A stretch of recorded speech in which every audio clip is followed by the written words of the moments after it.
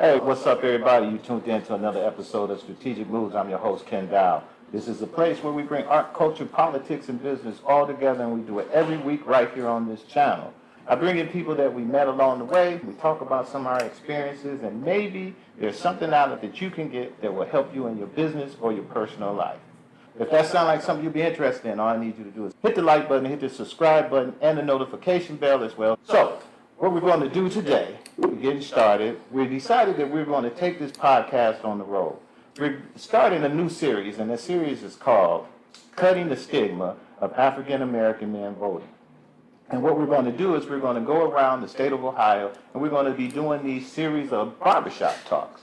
And then we're going to start off our first talk here in Cleveland, Ohio. I have the pleasure of coming to one of our premier barbershops here in Cleveland, sitting down with one of our premier barbershop owners, as well as he's an elected official here. We're going to talk a little bit about why African American men are having trouble voting this year, or picking out exactly who they want to vote for, and some of the issues they're having with the present. My guest today is first the owner of the barbershop that we're sitting in today, and his name is Moo Robinson, Councilman Moo Robinson. He's a councilman here in the city of Richmond Heights. Mook, how you doing today, man? I'm doing well, man. I'm glad to be part of the show, the podcast today. Thanks for inviting me.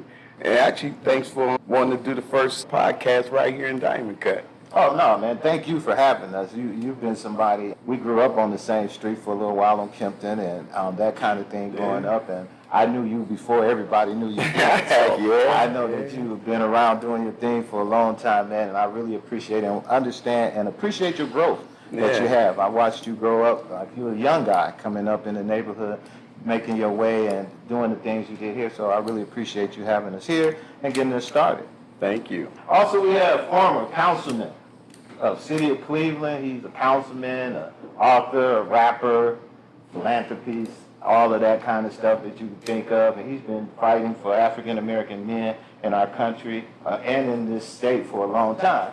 And that's none other than Councilman Brashear Jones. This is the council. Thank you for allowing me to be here. I look forward to the conversation. And last but not least, riding out the conversation, we have Mr. Kevin Conwell Jr. He is the owner of Wake, Hustle, and Grind. He's a marketer. He does marketing here in Cleveland. He's been doing marketing around the state and around the country. So we're going to get started with the conversation. I'm going to throw out the first question to everybody.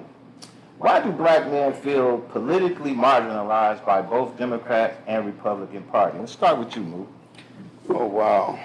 A lot of people, we feel marginalized because people don't really, black people, this is actually a kind of difficult question to be totally honest with you, but we feel distance from what's going on because some of our issues, it just seems like we crying out loud to people and we speaking out loud and we telling people where we need to be, where we want to be, but our voices just don't seem like they're being heard by anybody, from Republicans or Democrats. It's like we just out here learning how to swim on our own. What makes Moo special, Councilman special, is not only is he now an elected official, but he is, dealing with everyday people as a barbershop owner. And if you ever want to hear like how black people are feeling for real with no chaser, is the barbershop talk. That's why I think this is so important that you're doing this here. And most people feel like the politicians only come around when it's time for an election. They don't see them anywhere. They don't feel them any other place. And surely don't feel like their issues are being addressed. We look around and see other groups and other communities that are getting there, but when it comes to black people, and especially black men, we don't feel the same. Many of us don't feel the same. What you think, Kev? The question is, why do many black men feel politically marginalized by the Democrat and the Republican Party? And that's what I want us to go, specifically those parties. Why do you feel that those parties are not speaking to your issues? The Democrats feel, not just here locally, I'm just saying when I say Democrats and Republicans, I'm talking on a national level, not on a local level. Because I feel like our Democratic Party does a lot to help out for the blacks in the community when it's time to run, things like that, and we give them jobs and things like that. But from what I see is the hardest thing is we don't have a lot of resources in our community, whether we live in the suburbs or live in the city of Cleveland. The problem is they don't see us as a value, and this is my opinion. They don't see us as a value. So as a black man and dealing with other black men, when I ask them about voting, why should they come out to vote if they're not seen as a valuable resource to the community? So let me break the question down a little deeper for us. The question is more, do you see they speaking to them? Just say most Democrats, are they speaking the language that African American men like to hear? So are they speaking our language? Are they speaking the language we want to hear? Do you think they speak out and reach out to us more so the Democrats versus Republicans, or neither one? For me, man, I think that the Democrats have missed out or are missing out on a really beautiful opportunity. Because most black people are with the Democratic Party. Most black people feel a connection there. But it feels like the Democratic Party has taken advantage of that. Okay. And as a result of it, even though Democrats have been in power, the fact is that we don't feel like we've got anything out of our support for the Democratic Party. It doesn't feel like we're more wealthier. It doesn't feel like they have held institutions responsible for taking care of us. It would seem to be more judges. Where we had the Republicans get in, they're clear about what it seems to be. It seems that they're clear about how they feel about us as black people. But the Democrats who say they love us or with us don't seem they fight as hard for us as the Republicans are fighting against us. What specific actions should political candidates take to address the distrust in black men towards the political system? Forums like this, getting to know your audience a whole lot more, actually coming out to speak and actually going to where we are at and meeting us, I believe those are some actions that should be taking place. Figuring out, like you said, how can we level the playing field with elected officials with the laws that's being made, like what type of legislation, being part of the legislation process. How can we be a part of the legislation process? Not just having lobby firms go in and lobbying on our behalf. How can we have a voice within the party working on those type of things?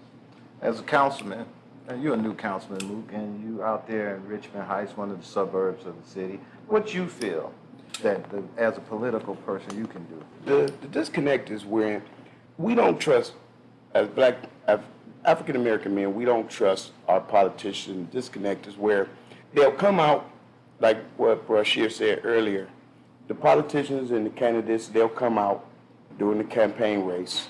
And then after the campaign race, once they got their positioning and where they at, they disconnect and they need to stay more hands-on.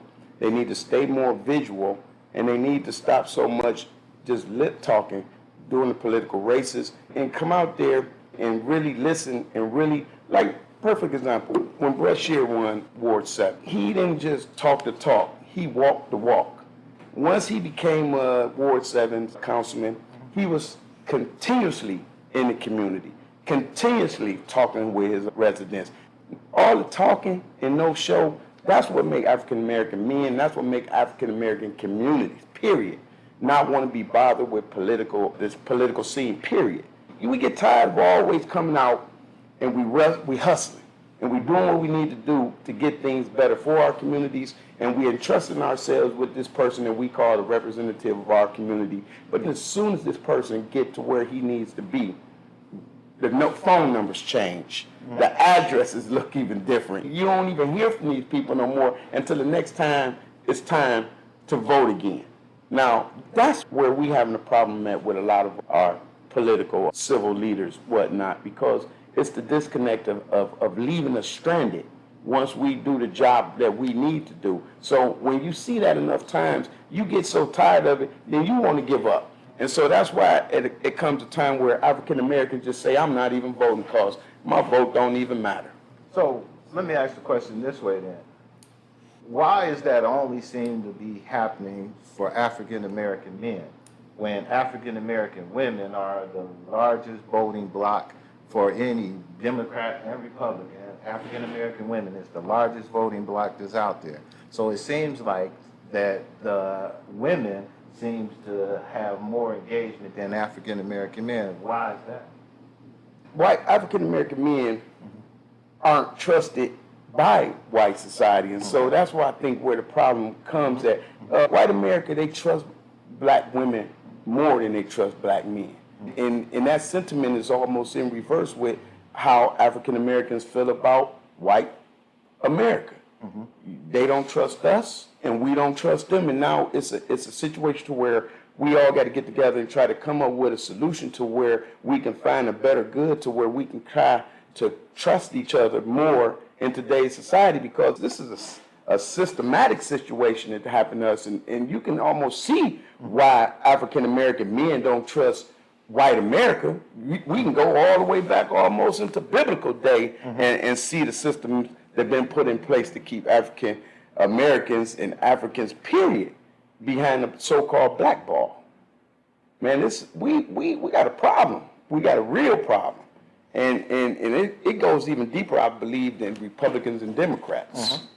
And until we get that situation put together, it's going to always be this distrust and disconnect between African Americans and white America. What's your thoughts, Pete? Man, that's a home run right there. Because after now you're going into the root of the issue. Because politics is just if politics are an enforcement on white supremacy, then the black man is going to always be, going to be the target. And as you look throughout history, at least American history, when it comes to black people, the system has always expressed to black women that the black man is not needed. And demonize them, even demonize us to our own women. Exactly. And the crazy part about all that is that as time been going along, it's almost touching home with our black women, because they actually starting to believe it. They don't need us. I don't want to get here and change that. I want to change the narrative of The key has always been the destruction of the black family. And the system has, in some cases, been victorious in tricking some of our sisters into believing that their independence is greater than the interdependence of the black family. It's like, well, I'm going to vote, and I still got issues with child support. And depending on where we are, whether it's city, county, statewide, or federal, there's things that governments can do that could make sure that black people have better opportunities. Locally, they could do better things, and making sure that you have, whether it comes to our housing or making sure that our safety forces reflect the community. There's things that can be put in place in every aspect, but unfortunately, we just don't see it. We just don't feel it. And if it's happening, we would like to hear about it prior to you asking for our vote. Yeah. Now, as you say that, what do you think a politician can do or the elected can do to gain stronger relationship with African Americans? Citywide, man, on a local level, black men need opportunities. We need jobs. They're small business owners. They need opportunities as far as local funding. They need to be able to become contractors on these multi-million-dollar deals that are taking place. We need to see black men and black women in higher roles within these institutions as administrators.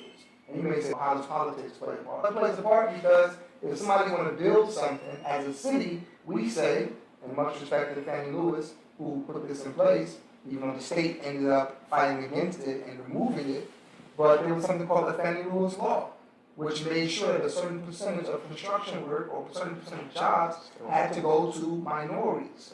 Right? These are the set-asides. But now the Ohio Supreme Court fought against it and then struck it down. So the Fannie Lewis Law no longer exists statewide, but locally, the city can decide to do it. Now, if you have a majority city council that's black, you have a black mayor, you have these blacks who are all in positions, why aren't black people thriving in this community? Why hasn't there hasn't been a shift of wealth to our community? So not just white supremacy, but also the consequences of white supremacy is black silence. We have a black Supreme Court justice who don't believe in affirmative action. Look at how that works, you know what I mean? And a lot of people feel that he got his job almost to affirmative action, and you don't support affirmative action where African Americans should be a part of most of these contracts that's going on across America. We were well enough, good enough to be a part of it when it came time to pick cotton. Right. So how come we can't be part of it when it's time to get paid? It's weird to me. How do you guys feel that the economic hardships, such as rising costs and job instability, influence black men's decisions on whether to vote? Kev, what you think? Is the economy a big reason why African American men are not voting, even though unemployment is at a record low as far as African American men, as well as unemployment period is at an all-time low? Yes, from what I've been hearing, and a lot of partners, I've been hearing some people say they're gonna vote for Trump just on the strength of, because of the stimulus package, like some people were able to take advantage of getting funds from stimulus. But that wasn't a Donald Trump thing. I know, but that's the narrative that's been Let's being talk pushed. about that narrative of our community being totally uninformed, and which is the biggest reason why I believe we have most of the apathy in our community is because of our community not being educated enough. And when we say that, I'm really talking about the city of Cleveland proper in that conversation. Because when we talk about the city of Cleveland proper, that is where Councilman Brashear just was telling me earlier, where he was teaching in high school here. And many of us, other students know that the education level for the average person in the city of Cleveland is less than high school almost. Less than the sixth grade. And when we talk about the average amount of money that a person in the city of Cleveland make, the average income is like $25,000 a year. So when you get into all of those aspects of that, I want to, from your perspective, I hear what you said, but wouldn't you say that a lot of that is misinformation and a lack of educating themselves about what, and even if the education is for them, are they grabbing it and truly can understand it? And do we blame that on our leaders, that our people can't understand what they're missing or not really It's getting? a mixture. It's a It mixture. is. Responsibility lies on both parts.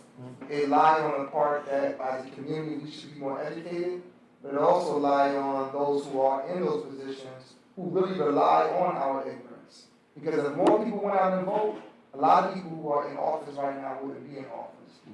So they benefit off of the ignorance of the people. You have some politicians here locally who, they'll talk to one community member about raccoons and groundhogs, but they'll talk to this other person about multi-million-dollar development, right? Do we have a responsibility as residents? Without a doubt, we sure do. But we also don't know what we don't know. So we rely upon the elected officials to bring us information that we don't know. Then let's make our choice from there. When you're dealing with a suburban community in opposed to a African American inner city community, there's different issues that go along. See, in the inner city, you got real stuff. Now, I'm a inner city grown, born and raised kid, and I moved out to the suburbs. And being in those two, being able to see the two different worlds, the things that's really serious in suburban America, if you was a inner city person, you would think of as, this is bullshit. Y'all spoiled and entitled and privileged up here, and just because a squirrel run across your front yard and get crapped up in your chimney, the world's finna end.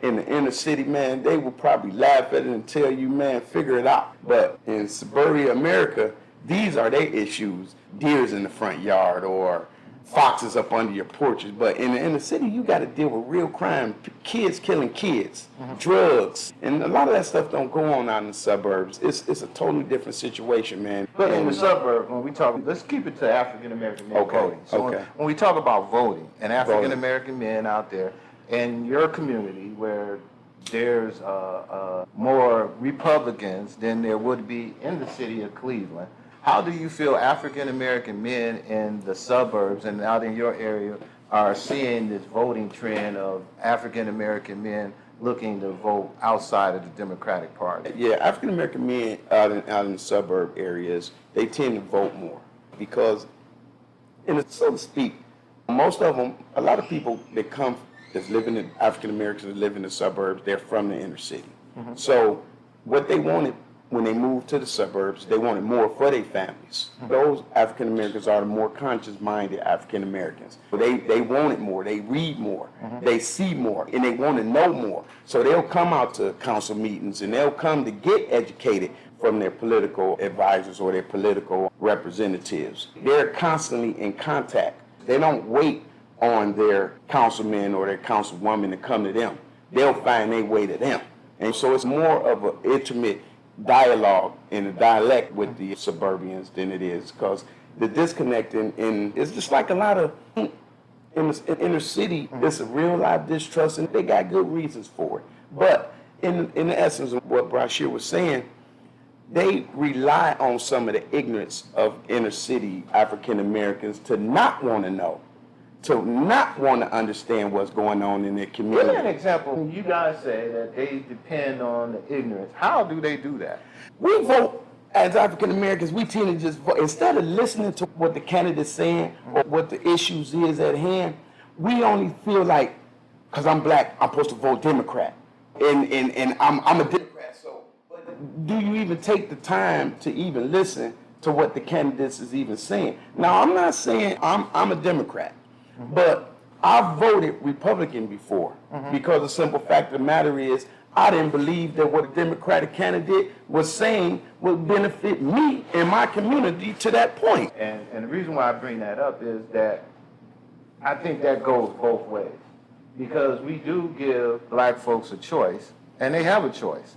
When they vote for councilmen, when they vote for mayor, when they vote for judges, when they vote for anything else, they got a choice. And it's not based off of ignorance, it's based off of who came to me, who I felt I wanted to vote for, who that person was. And when I get ready to vote for my councilman, you running, I'm just an average citizen, I'm gonna vote for that person of my choice. So I think the ignorance that we talk about, I don't know if it's so much when you say they do it on purpose, is it on purpose or is it just the way the community is? And is it just the way our black community is? Even though we have black folks up there who doesn't vote, because again, most of the African Americans move from the inner city to the suburbs. And voting is just another thing. So we got apathy there just as much as that, but you got more of it in the city of Cleveland. Your ward, for example, was one of the lowest voting wards in the city of Cleveland for years. Yours in Ward 5. With all the work and everything you did over the years, how did you get that? When people are going through real life issues and not seeing how it can affect them, they're just trying to get by. Now it's our job as elected officials to be able to say, this is how you're able to get by. And then once they open up their consciousness, then they understand. If somebody may have wanted to get some land and they didn't understand the process, they were told that if I just mowed the lawn for 20 years, that I now own it. But that's not the case. This was like the hood myths in the city of Cleveland. So it was up to me as an elected official, having the connections, having the knowledge, having the understanding, in order to get that to let them know what they can do. I'll give you an example. Anyway, I tried to turn it into the Muhammad Ali Recreation Center. I tried to change the name of it. And boy, oh boy, I got phone calls and emails from people all across the country. And I wanted to do it because for a couple of different reasons. One, because black people used to couldn't be in that area. But that was like a sleeping giant because I got so many emails and messages of people that mattered to. Right? So what I'm saying is that until people see what really matters to them, they're going to continue to have the same mindset, the same understanding. You would think that if you were doing all of that for the people in your community and you were going to change that the people in your community would have been more engaged, even when it didn't get done. I'm sure you got letters from all over the country, but we live right here. 28,000 people live in your ward. You would think that out of that, you would have had some of those people who would have came out and said, you know what, we support that and we want to do it this way. And it wasn't important to them. And it also didn't resonate into votes neither, because you tried to utilize that as a tool and it didn't work out. This conversation is all about how we can increase African American. You can't talk about voting without understanding the language of what people are going through in those areas. And as you said, historically, it's not just my 4 years, there's always been an issue around voting in this community. Correct. Even with the work I was doing, people still have that same apathy. But when they tried to do some other things in the community, they did show up. When I wanted to do food or when I wanted to build this, they came out for these different reasons. So the struggle that we experience in the city, we pick and choose what we want to stand up for, and especially when it impacts our everyday lives. And being a barbershop owner, man, you get to hear a lot of different things of why black men don't vote. And basically, it's a really tough situation to get black men. Man, black men is so hard to make understand how important voting is that we had a program, we in the barbershop, you'll hear guys, I say, man, you vote? No. Why you ain't vote? Man, my vote don't count no way. And I sit in the barbershop, man, on a regular basis, and I'm trying to tell these dudes that, man, listen, even if you feel like your vote don't count, I feel like you disrespecting people before you that gave you the privilege, because it's a privilege to vote. But when you're talking to African-American men in a barbershop, man, some of the answers of why you didn't vote is so bizarre and crazy that you, man, and then not one of the candidates we voted for, man. I think it goes back to what you were saying earlier, like in the first couple questions. The family dynamic and the education piece. If the woman is the head of the household, you have a split household. The man's out working, so he can pay for child support or do whatever he can't miss. And a lot of times, if you go to your boss and you work at the Marriott or something like that, and you're like, hey boss, I need to take off to go vote, they're going to frown upon you taking off that time to go vote, to go do it. Because us as men, we juggling so many different things in time in the day. We got to keep our job. So a lot of times, I'm not saying all the aspects, but majority of the people that's in this Cleveland dynamic, they work in different jobs or doing whatever, or they're entrepreneurs and they can't leave. I'm not using that as an excuse, but I'm saying that's some of the things that they will say when you say why I didn't vote. Yeah. Those are some of the conversations. We're going to move on to the next topic. I know that I helped this man right here run for office twice.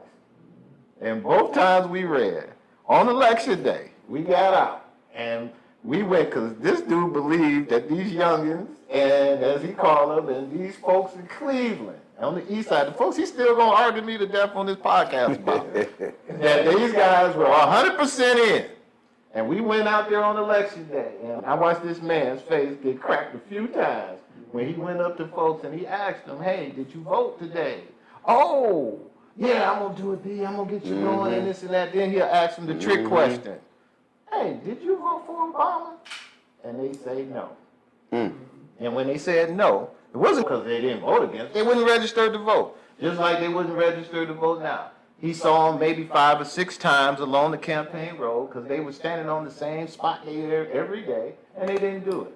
And the same thing happened again when he ran the second time. So again, my thing. I had other stories of young people who did the first time. You did, yeah. And so that was powerful. It's powerful, like you say, with African, and I'm only making that point to say the African American men. It's just like you say, you sit here, you listen to them. It's just a harder sell. Maybe some of those reasons, what you're saying, Kevin, got something to do with it. Could be the fact that the polling location just wasn't next door to my house. I find it highly disrespectful for African Americans not to vote every election. Correct. Because if you look back in the history of how we even got this privilege to vote and all of the lies, black and whites, and it still has to be signed in by a president every so many years. So it's not even a law that we even got the right to vote. So it's a privilege at this particular time, and I would have almost thought when we got an African-American president that he would have made that his first priority. It's been too many years that why is it's still a privilege for Africans Americans to be able to vote, and we still have to get permission every so many years by a president. That could be one of the major reasons where you got some of the apathy, but I like to believe that it ain't enough of us who understand that say that's not the reason why I'm not voting. Because that's some more education stuff that you have to look into, to dig into to find out. Should I have to understand that for the elected officials to fight for that? Because you got a Republican Senate. There was time that we had a majority House and majority Senate. what the It was a time where they had that. And I'm not here to defend that because I don't know. I'm just saying that. Right. So let's move on to the next question.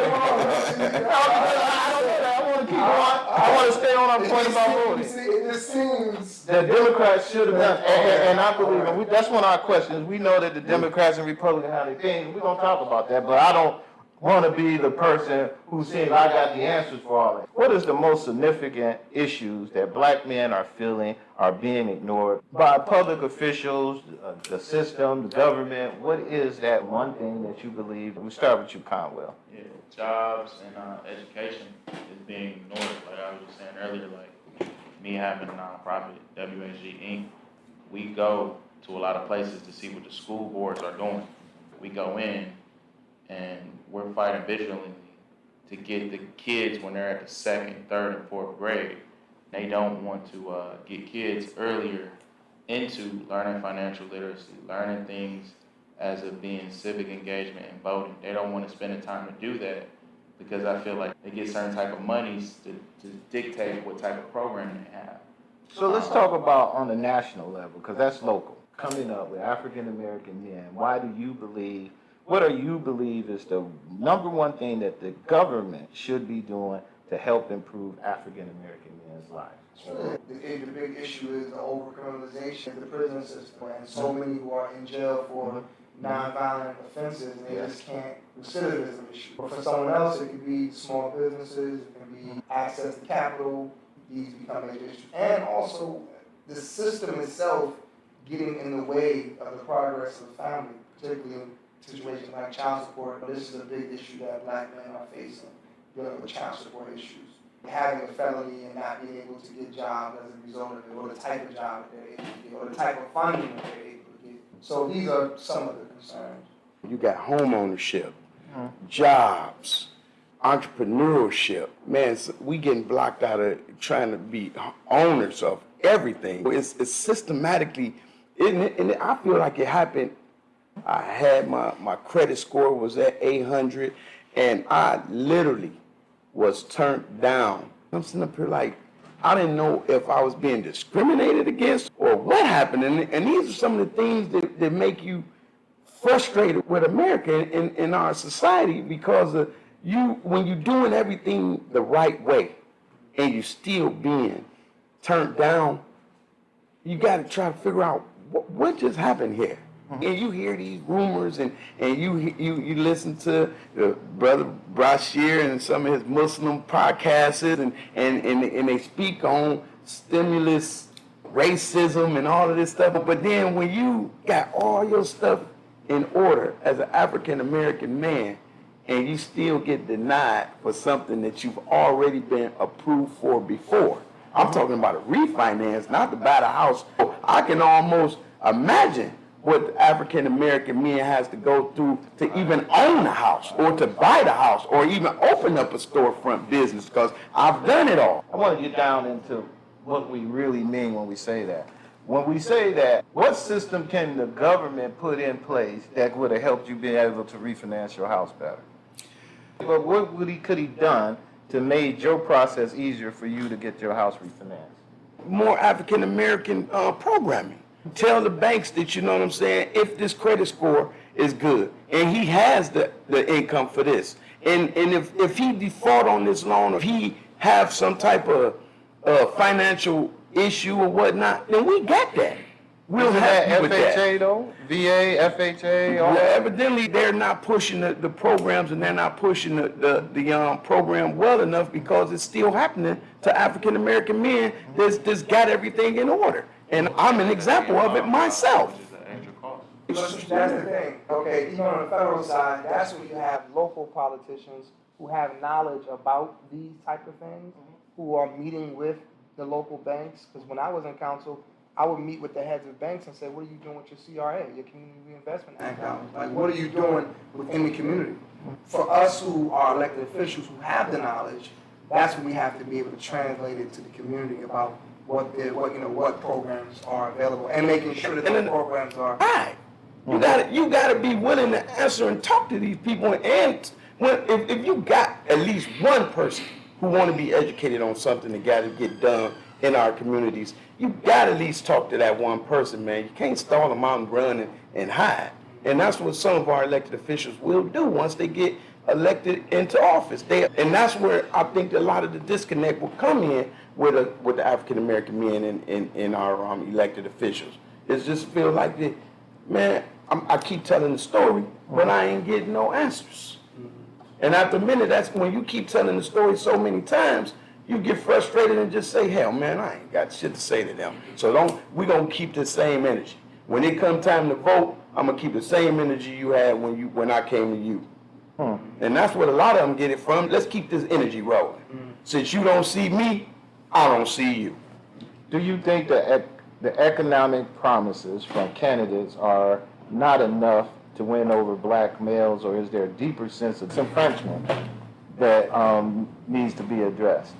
Do we really think that when a candidate comes in here and says all of that stuff, and you guys believe it, do you think that's enough, or do you think there's something really deeper? The history of what this government has meant to black people. Every year we're reminded that the government had something to do with the assassination of Dr. King. Every year we're reminded about Malcolm and how Muhammad Ali had to fight against him. And all of our freedom fighters, black people are Juneteenth, all of February, we're constantly reminded of the government attack on us as black men. So when you ask the question, what can the government do? I give you a perfect example, just locally, so people can understand. We had these ARP dollars from the American Rescue Plan dollars that came in. Cleveland got $500 million. Right, I was a part of that council that got it. But the east side of Cleveland still hasn't been invested in ARP dollars. Look at $200 million targeted to the east side of Cleveland. How could that have impacted the community?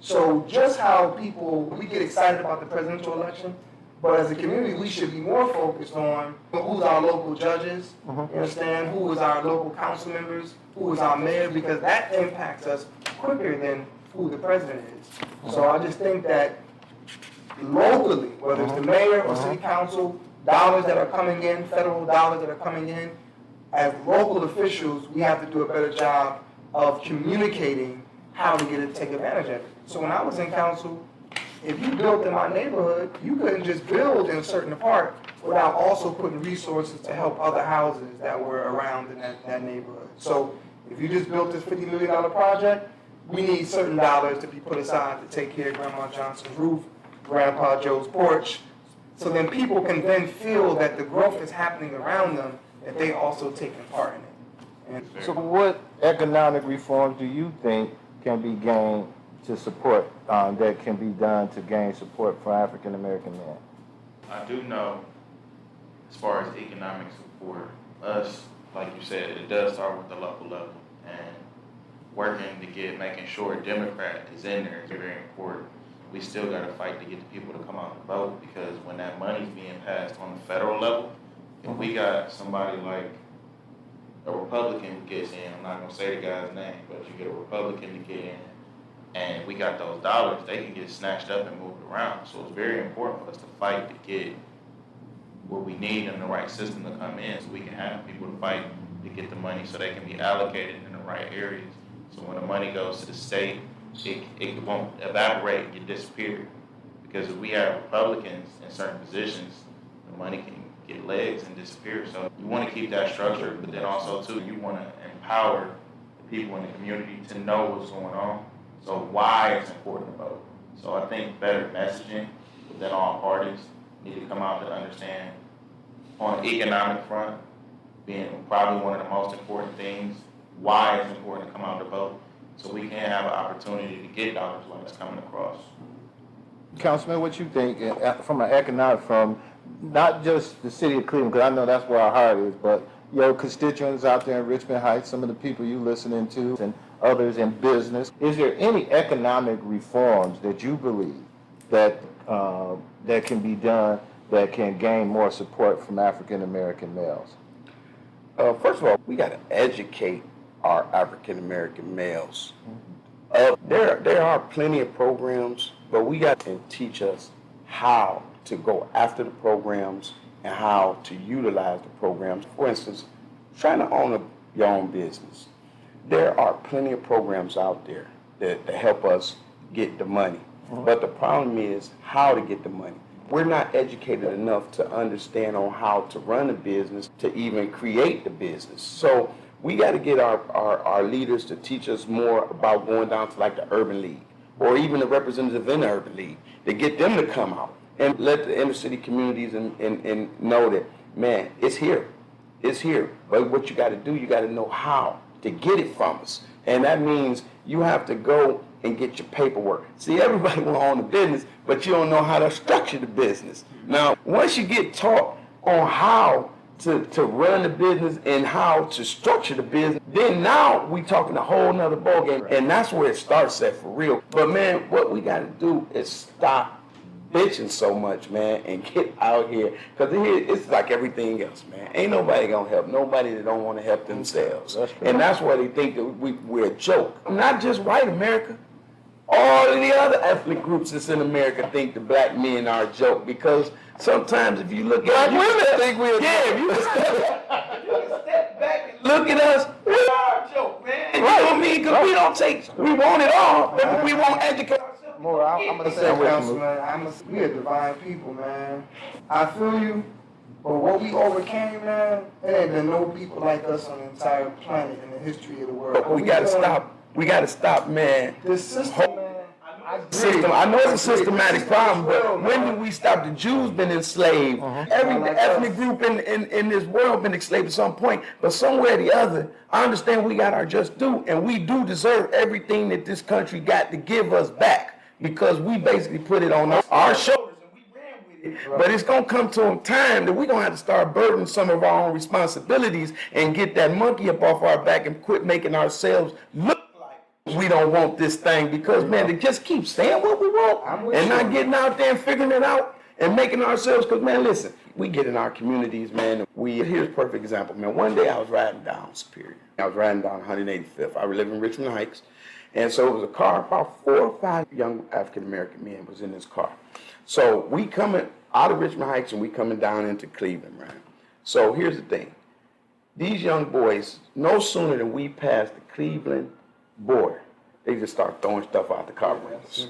Just jumping out, throwing. Now, they wouldn't do it up on top of the hill, because I don't know if they felt like the penalties are more severe up there, or it just don't matter because we're in the inner city of Cleveland. But even animals know not to throw. So we could keep blaming the white man for all our downfalls and all our mistakes, but somewhere or the other, I almost would have felt better if they threw the trash out on the top of the hill before they got home and threw it out. You know what I mean? It's sometimes we self-inflicting wounds, and we won't take the ability or the time to say, man, when are we going to accept some of our own downfalls to create a better?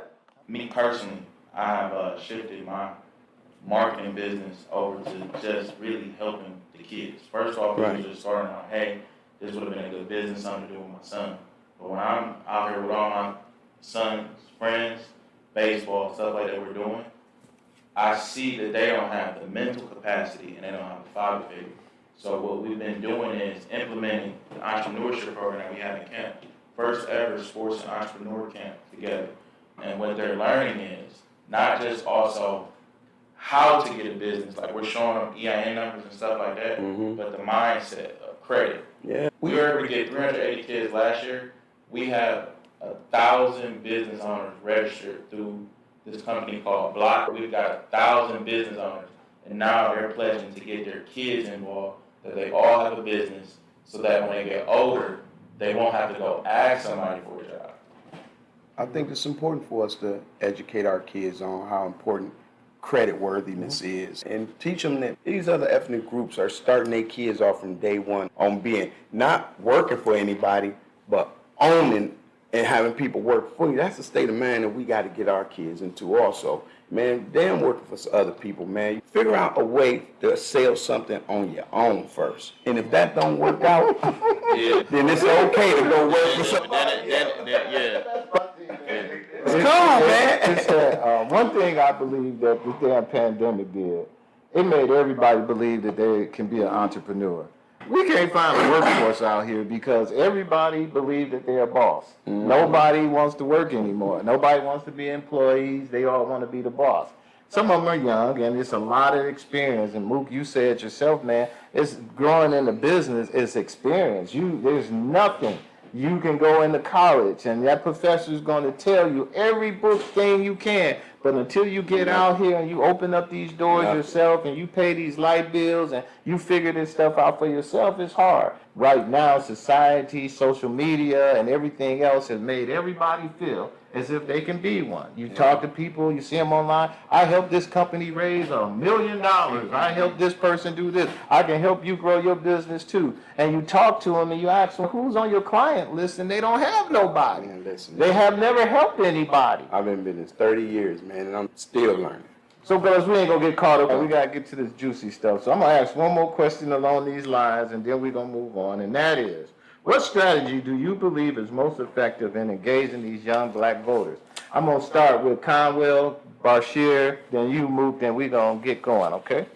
What strategy and Engaging young black men. We know that when we talking to young, talking to 18 and over that are eligible to vote, that we all know are less engaged than even the brothers who should be more engaged.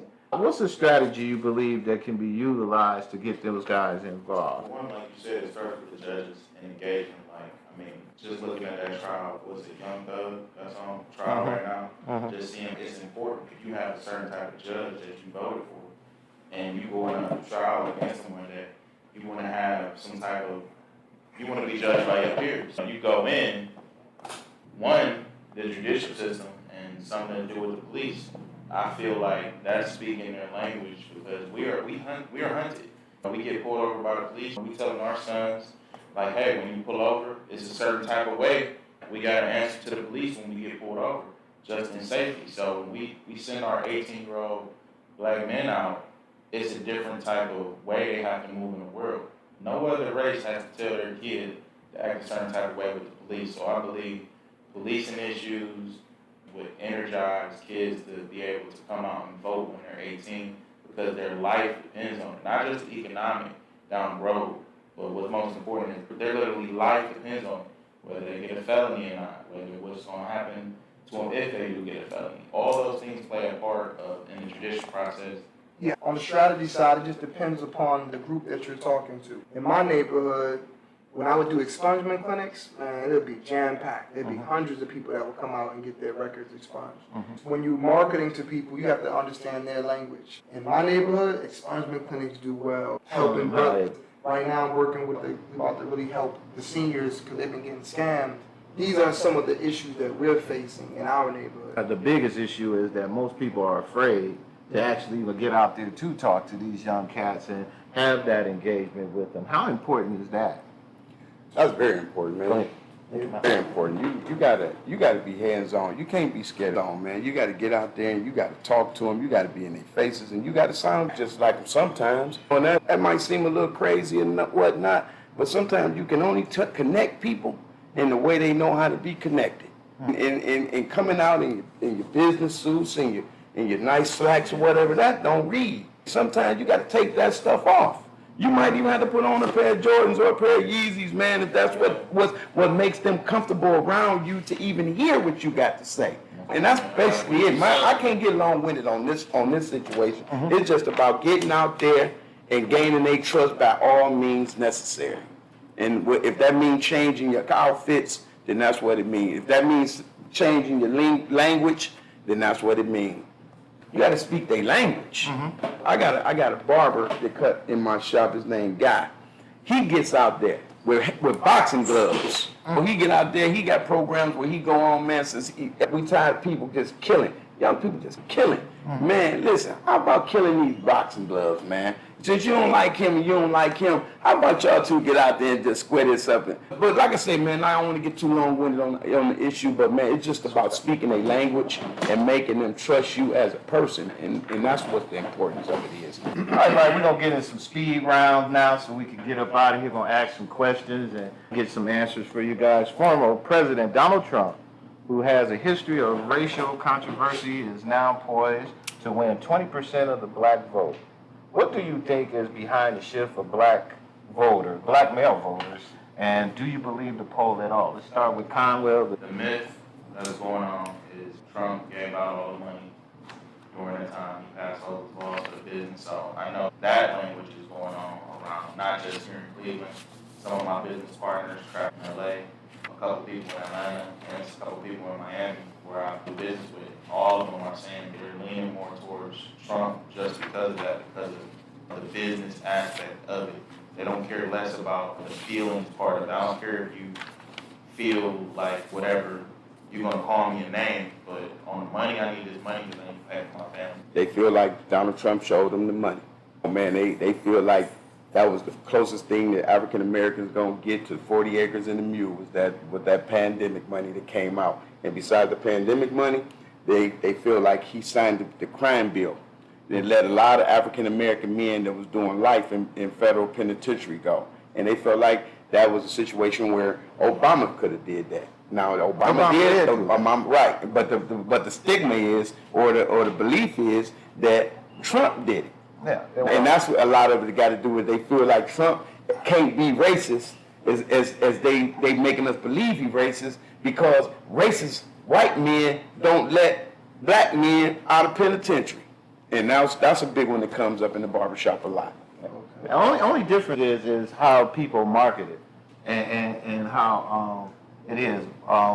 Donald Trump did a better job than Obama in taking credit for shit that he just didn't do. And he does it just like the stimulus checks and everybody. Oh, that's you're good. cold, That's con, that. man. He's Oh, just you're cold, con, con, but- and the people who know that he's a con man sit back and they even know that it's con and sometimes don't even say nothing. But it's purely that. But what's your thoughts? My thoughts, KD, man, is that, okay, if Trump is a con man, what's Biden? What is Biden? You know what I mean? Yeah, he's president, and as a member of the Muslim community here in America, we definitely was told by President Biden that this genocide would have been over with. Oh, that's talking about the war. But you know what I mean? No, we don't get into the war, bro. I'm just saying that's what you're saying. Some people are supporting Trump because of them, but some people don't support Trump because they're not going to support Biden. You have a group of people who feel that Biden's time is done. And so you have some that's going to love Trump and support him. And I'm talking about people that don't even like voting, like you talk about. People who just from the neighborhood, who like, I'm voting for Trump. I can relate to him more. He's in jail. Real thing, man. Yeah, a lot of black people think that he keep it real. Face, but that's not nothing. But you know how we think, and you know how it's a reality in our world. We like it real, and he bring it real. He'll tell a white woman that she don't win. Now, how many politicians tell they ugly and ain't gonna win? But isn't that disrespectful? It's disrespectful to some and I brilliant. mean, no, it's flat out no matter how it is. It wasn't even brilliant to nobody. It's flat out just disrespectful, right? Is President Biden's crime bill disrespectful to our community? President Biden, he wasn't the president at the time, he was a senator, but the crime bill that he pushed. Yeah. Right? Yeah, that still affects our community. I know when people talk about the Democrats, they like to just talk about what the Republicans are not. But we got to talk about what the Democrats are. What they have done, the crime bill, that affects our community. There's certain aspects that President Obama, they've been a part of that impacts our community. That they don't want to address that. They just want to tell us what Trump isn't, but don't want to tell us what they've done. Part of that is that Councilman Brashear Jones endorsed Cornell West, who is critical to both major parties. What do you think about his candidacy you believe resonates with black male voters? He has a history of speaking up for our issues. He has a history of being a voice for the voiceless, which is a major part of it. That he's not a new face, a new voice. As we travel around the country and we go into the hoods of different cities, the people know exactly who we are, and they appreciate the work that he's done. He's talking about topics like reparations. He's talking about demilitarizing the police. He's talking about making sure that everyone has access to a home and the resources to purchase a home. But he's talking about white supremacy and how it shows up in political processes. These are all things that black people can relate to. Now, they may not go with him in droves because we've been programmed to either go Democrat or Republican. We look at him and we don't see a president, we see a philosopher, we see a teacher. For me, when we saw Donald Trump, we didn't see a president, but he became a president because it was his time. And I feel that This is the first time for me where I'm voting for my heart. I'm not voting politically. So I'm voting with the person that I believe speaks my language. And President Biden, Genocide Joe, and Donald Trump, who wants a civil war, I just can't, morally, I can't support either one of those candidates. What about you, Conwell? What's your thoughts on Cornell West being in the race? I mean, vote with my heart, but logically, we already know what time it is, like, on a national scale. It's either going to be left or it's going to be right. You have to make an educated decision when you vote what's most important in your household, knowing that he really didn't pass those financial things, Trump on the left, and also knowing about that crime bill back in the day what Joe Biden did. You got to make the best decision for your family, and I believe that's how all voting should be. Best decision for your family, your community. So you have a right to vote, whether you agree or disagree, but just know why you vote. What's your thoughts on Cornell West in the race? The possibility that we got a third candidate that could be in the race that can possibly make it a hardship for one of the candidates. I haven't done a lot of research on his messaging and what Cornell's bringing to the presidential candidacy, but he is a credible African American man, and that will hurt the Democrats a little more than it will hurt the Republicans, because he will actually take some votes, I feel, from Biden, and will make it a little bit more easier for Trump to actually gain the White House.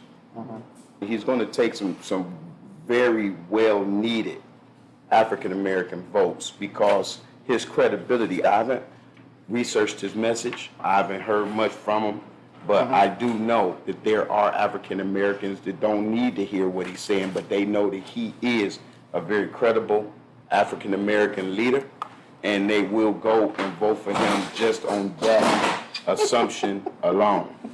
So he'll hurt the Democrats and Biden. Or they could team up and do a vice president type of thing. That would be an ideal situation, because then, like you said, it wouldn't be splitting votes. But just from a number standpoint thing and a dollar standpoint, he who has the goal makes the rule. He who has the bank, that's just what it is. I believe. Given, this for you, Councilman, given your experience in community engagement, how do you address the political disconnect and mistrust among black men in the community? I'm just trying to talk to them. I go out, I'm in my communities, I'm walking, and I'm talking, and being a new councilman, this is exactly what my campaign was about, and this is what I'm trying to, actually, to be really honest with you, I'm really following the footsteps of my colleague here, Brashear Jones. He walked that walk, man. He talked that talk and he walked that walk. He was out there. He was in the beat. He was talking to his residents. He was doing for his residents. All that BSing and lip action, you can hold on to that. People tired of hearing all that. I mean, don't nobody want all that talk no more, man. People want to, that's one of the things that this giving Donald Trump actually upped on Biden, because he out there he talking that smack, man, and but more than anything, you just got to be there. You got to be there, man, and you can't just be lip servicing. People tired of lip servicing, especially us as black people. I know that's right. Councilman Brashear Jones, how do you address the economic and social concerns of black men who feel disenfranchised from the political process? How do you address the economic and social concerns of black men? We understand that white structural racism and how it's played out in the systems of America, from the financial system to the medical systems, all these different systems, is a real thing. It exists. Here in Cleveland, you can go to the major institutions and you'll find most black people valeting cars. So people of power in the city have to make sure that we're being proper translators. It gives people opportunities to better their economic situation, which will better their social situation. So as a political figure, or a person who has some level of influence, we have to make sure that when we are in those back rooms, that we're ensuring that those who are the least of us are being represented.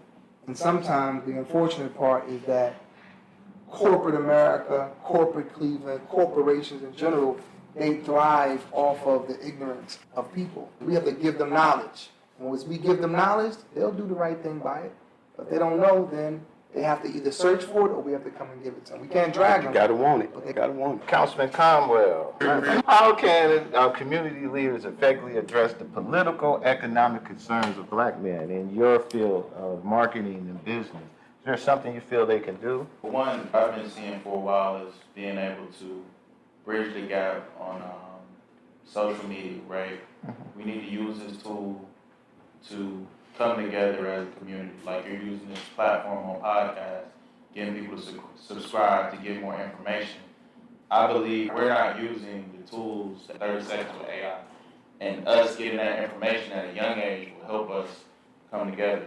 So what I believe we should do, just as a community grassroots, is get together on social media a whole lot more strategic versus just posting something out or sending stuff out. People on the Cleveland Remembrance page, whenever death is happening, but when voting is happening, it's crickets. So I feel as us using the tools that's out there more effectively, I think we can have a brighter future if we do that. Councilman Robinson, question to you is, do you feel that Trump's recent outreach efforts towards black men are genuine or merely performative, and why? We know that Trump is a actor. We know that he knows how to put on a show. I am a Democrat, and I look at the facts, and I try to understand it, and I don't think that Trump will fit our political aspects at this particular moment. Even though our president ain't doing a good job at bringing his message to the forefront. This election here is going to be a classic one, but it's hard to believe a man to almost order insurrection on the Capitol and look for votes and he's a convicted felon, and it's just a mess. So what do you do in this election, man? Really though, we got one president that can't stand upright for long, and then you got one dude who can't stand upright for long. America, vote for Dr. Cornell West, man. Man, listen. I'm gonna have to start looking at some of his literature, man, for real. Let me give you a question. How old is Cordell West? Is he as old as these guys? Same age, right? I don't know, man. Biden 80s. But at least he can walk and stand up straight. Yeah, he can do that. In what way, this for you, Jones, in what way do you think both Biden and Trump has failed to address concerns of black males, voters? You want to hear our voices. You might have these little White House groups that black men are talking, but you don't see it. We don't see it. We don't see it on a grassroots level. We don't feel it on a grassroots level. And I consider myself to be someone who is educated about the process, and I have a hard time. So imagine this brother who's illiterate, he has a felony, he has this situation, that situation, the barriers that he has, it becomes tough, man. Black men, mental health is a major issue, right? Mental health is a major issue. Access to capital is a major issue. As I said, the over-criminalization, the jail system, just that whole system of the injustice system. All these things have to be fixed. It has to be acknowledged. And the Democrats have had the power in the past to do something about it, and we just don't find them having the same oomph for black men as they have for other groups in this community. We don't see them having the same fervor for the Jewish community as they do for black men, as they do for black men. No other group is being looked at and respected and taken care of, left off of being taken care of, like black men. But when we come up and say, hey man, so we're not doing this for you because you're black, but we're doing this because I'm not the president for black people, I'm the president for all people. It's like only when it comes to us do these type of responses take place. Who the hell is in charge of getting the African American park done down here on East Boulevard. That's disrespectful. Now that is totally disrespectful, man. Now, everybody's park down there been redone and done twice over, but we can't get our representation and our people in our communities to get that park finished, man. African American culture. That's- and they made progress from what they said. Now how can we bind together to get our social problems together, man, and we can't even bind together enough to get our park created? And I'm gonna tell you what's really sad about that. And we're gonna get back on because these things go. I got you, Latif. You said we gotta wrap up. I was watching Channel 8 News, and you guys been down there to see the new Vietnamese garden that they put down there? No. There's a woman, she got a statue. She talked about how they put it on the boat and had lost pieces. She had a whole big old story about this thing. They traveled thousands and thousands of miles, and if you go down there to the garden, it's the last garden before you get to the freeway on your right-hand side. Y'all gonna look for it. You can't miss. It's a big ivory statue. Beautiful. Beautiful. And I sat there and I watched that and I said, wow, this woman raised all this money here amongst a group of people that's a smaller group than African American people here in this country to raise the money to go all the way over to some mountain that she said they pulled this marble off of to call this stuff out to bring it thousands and thousands of miles here, losing pieces of it and everything, and they got that thing up, man, and it's beautiful. And to your point, we still don't have a garden. That's highly. And I know I've been, and I know I can at least say I got at least 10 years or 15 years of history of people knowing, working with elected officials like you and others beforehand with that committee trying to get it done. But that's not why we're here. I'm going to get us up out of here. We've been here a long time. I'm going to ask the number one question that's on everybody's mind when we get out of here. We're going to close on this one for you, Mr. Brashear Jones. You know he quick on this. Yeah. He's been waiting on this one all day. What's your thoughts on Biden administration foreign policy practice in Gaza and impact on black voters? I ain't talking with you, Councilman. We'll start with you, Councilman. At first, man, I tried my best to keep my thoughts about that whole Gaza situation, but unfortunately, it's a horrible situation that's going on in Gaza, man. The way the world is turning blind eye to what the Jews is actually doing to some of those Palestinians. Those people are over there almost living in brick huts now, man, and it's sad that the world can find the justification on what's going on in there, and they can send millions and millions, we're going to say not millions, billions of dollars to a country that seems to me to got all the money, and we sending even more money and more support than, it's a catastrophe, man. And I really believe that Biden should investigate more and ask the Jewish leaders to a ceasefire and come on out of there, man. It ain't nothing else left over there, man. It's nothing. And it's sad that we only see one side. We only see basically in the world one side of that war. What'd you say, Conwell? I think it's messed up, honestly. What I found out recently was the money that they withheld from the Russian government, when you hold the money, sanctions. So that sanctions money that could have came over here to do something, they put that money back into the war. Like that, I took your money. Hell, it could have solved a lot of problems over here. Economy, a whole lot of stuff. I'm gonna give this to Ukraine. After I already just laced you with a whole bunch of money. I seen that news fight, I was like, yo, I'm turned off on the whole situation. I don't even know what to really believe. For me personally, my personal opinion, I don't know what to believe. I believe genocide is wrong. I know that beef over there is real. And that's something that's been happening since biblical times. So that's the thing that's messed. I think they're fighting over land, and I don't know all the whole details of it, but I feel like it's all about money. And it's sad that lives are being lost about money. How do you think it makes you feel as a voter and Joe Biden's position on how he's been handling it? I feel like it's not good. It's not good at all. It's terrible.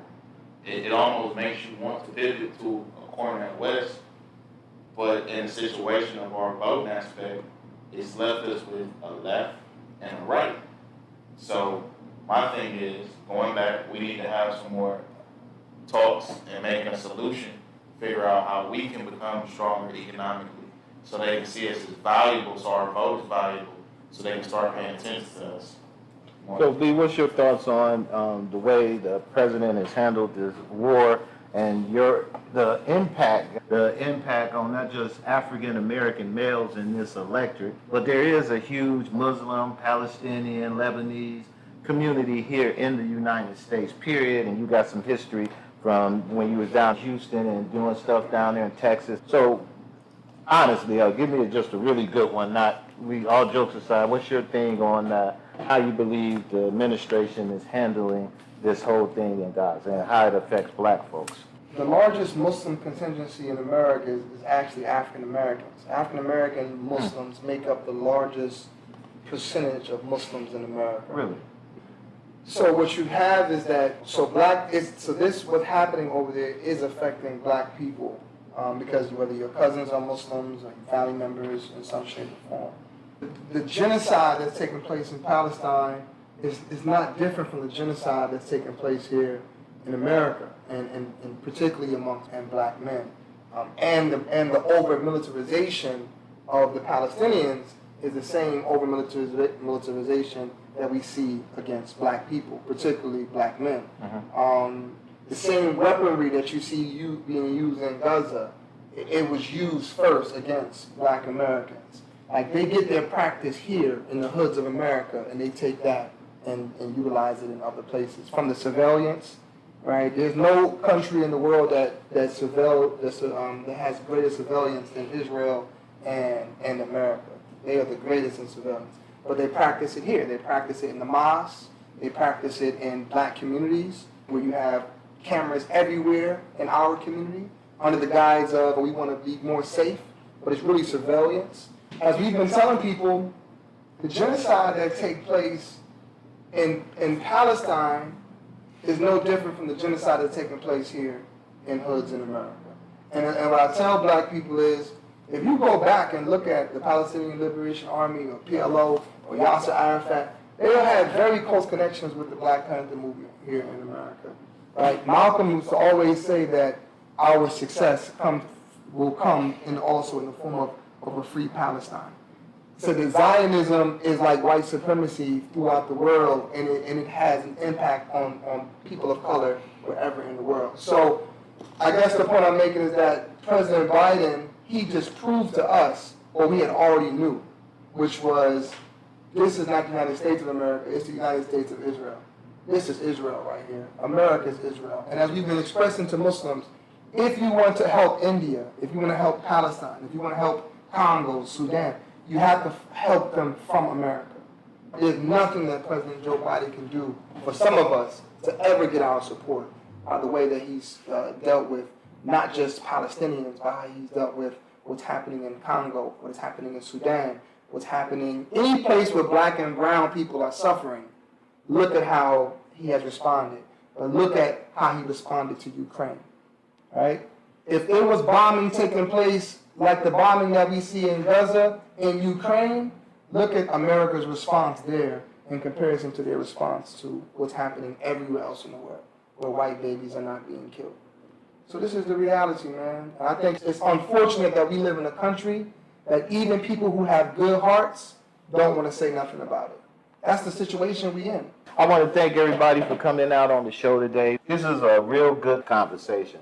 The one thing I will ask you to do is really go out and get all the information that you need to make the best decision for yourself. We'll put links to everybody's information where you can go fact check some of this information for yourself, and so that you can tune in and look at and find out what you need to be to arm yourself to make the best decision on who you support for this upcoming election. And as always, we're encouraging everybody to vote. No matter who you decide to vote for, we want African American men to take this to a new height, and we actually be the difference maker in this election. So until next time, I'm going to give everybody just a quick moment to say something on our way out. We're going to start with our host and owner of this establishment, Councilman Moo Robinson. You want to say a few words to the camera? First, I want to thank you for bringing this panel and bringing this discussion to the Diamond Cut Barbershop. But first of all, I wanted to ask the African-American men and women to get out and vote this election. It's very important for the future of the United States, and it's very important for the future of your communities. Conwell, I say good. that's you right there. Thanks for having us. I've seen you fighting in D.C. when I went down there with my dad. You fighting for your community. Keep up the good work. I want to say, please go out and vote. It's very important. You can find me at wakehustlegrind.com or wakehustlegrind.org. We are working with children. That's our passion, working with children and getting the youth involved. And if we get them now, we'll have some chance to get them later, so where they can have some economic stimulus. Councilman Jones. Hey, I'm looking at Where we KJ at? right here. Right there. What up? What's happening? I want to say, man, much respect to KD, Kenn Dowell, man, Lateef, man, for doing such an amazing podcast, to my brother, Councilman Robinson, man, who we're so just proud of, man. He's always been a community leader, and just to see him elevate is just a beautiful thing to see, man. Kevin Conwell Jr. is always a pleasure.